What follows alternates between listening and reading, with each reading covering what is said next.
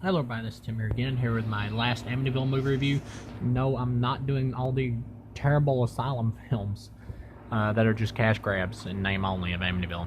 No, this is the Amityville Murders, directed by Daniel Farrens. He also, written by him as well, he also wrote Halloween 6, The Curse of Michael Myers, and he's worked on a lot of horror documentaries like Never Sleep Again, Crystal Lake Memories, which are all great stuff. This film, I'll go ahead and say it's one of the better Amityville films. I'd give it 2.5 out of 4. It's an all right film. I liked it in the context of the Amityville series. It's easily top 5. Yeah, this was all right. It's not a good movie, but it's all right. Problems with the film is once it gets going and gets into kind of like towards the middle act, it starts getting a little bit slow and it really slows down. And because they've done the story of the actual DeFeo murders, you feel like you've kind of been here and done this, and so it really slows down. You got Diane Franklin in the movie, and you got this other guy who plays her husband. This who I've seen in a bunch of movies. He played like one of the criminals in the House Guest with Sinbad. He was like looking for Sinbad to beat him up. I've seen this guy in a lot of stuff. Um, he pretty much plays a douchebag, abusive dad who just flies off at the slightest anything. He just wants to beat the hell out of his son, especially. Towards the end of the movie, though, towards the final, he starts trying to change his ways, and he actually seems like he's gonna be better from now on. But you don't really know for sure if he's really gonna be better or if he's just going through a spell where he's gonna try for a while, because we never get to see that because everybody gets executed. It's no spoiler. Anybody who knows anything about the Amityville Murders knows that the whole family gets wiped out by the oldest son. The guy who plays, I think his real name is Ronnie DeFeo. In the movie, his name is Butch. That actor does a great job. All the acting in this film is surprisingly good. Nobody here is really bad. One thing I will say, though, is that when the movie starts out, they play an Italian family, and some of the Italian, like, the way they do the Italian accents are the really over-the-top Hollywood-style Italian accents that you hear, like, hey, I'm making the cannolis here, that kind of stuff. But I settled into it after a while. All in all, they're all good. Diane Franklin, who is in Amityville 2, The Possession, as the daughter here, plays the mother. She still looks good, still a good-looking woman. Yeah, watching a movie about the actual DeFeo murders, even though it is going for the supernatural angle, which in my opinion is bullcrap. The real DeFeo murders were probably caused by the son when he was on drugs or something and suffering from the dad's abuse, most likely.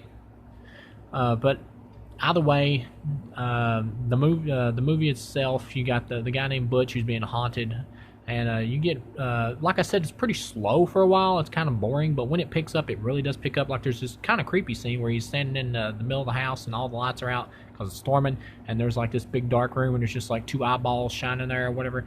That was kind of creepy. That's probably the only really kind of scary part to the movie, but there's a sense of dread in the film because you know eventually where this is going to go if you know anything about Amityville. The girl who plays Dawn looks exactly like Diane Franklin, who plays the mom.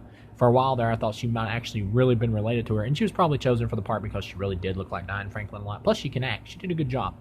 That's one thing I'll say. There's no really bad acting here. Burt Young had a cameo as the grandfather.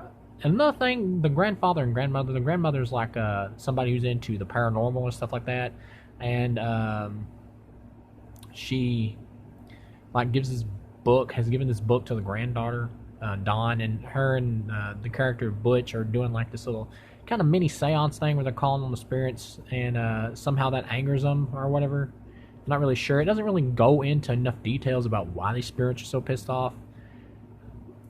But yeah, and this one is kind of weird with the supernatural angle because it's like, well, the spirits never really bothered them before, but now all of a sudden they are bothering them because they're mad. Why? Because they were woken up, I guess, when they were supposed to be sleeping.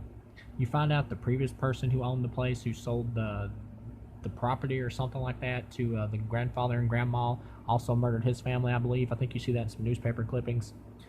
But yeah, the supernatural angle and stuff like that isn't really delved into enough for me in this movie. And you get to the one subplot that could have been completely excised is there's this money, and you get the idea that maybe like it's from the mob or whatever, that the father is like put in a safe, and it gets stolen. And then at the end of the movie, when they finally find the money, like this cop hands it off to the people who are in the black car, and he takes it and gives it to, actually you see it's Burt Young's character. So was it like a loan or something that he gave the father's character? Did the grandfather, who's played by Burt Young, like give the father of the family a loan or something? I mean, I don't get it. Is he like a mob boss? It's not delved into. That could have been completely cut out of the film. You get to the end of the film and everybody's being executed. He told the brother told the oldest daughter, who he's closest with, to leave and not to come back, but she does come back. And so you get this really sad scene where she's like putting on her nightgown and laying down, and putting herself, pretty much like face down in her pillow to accept. She's pretty much accepting her fate, which is really sad. And of course she gets shot, and we get to see the guy get arrested at the end, and we see like actual footage of the real people and what they look like. And you just watching this, I just felt so sorry for the real family just being executed. It's a horrible thing. And it actually like skips a little bit of time at the end and shows like the Lutzes arrive. The Lutzes were the people that came in after the DeFeos, I believe, or at least sometime after the DeFeos, and stayed for a while, and they claimed supernatural goings on and ran out of the house, which I don't believe that at all. But yeah, all in all, this is an alright film. You're not really missing anything if you don't see it. I mean, you can always look up like a true documentary about the Amityville case and everything.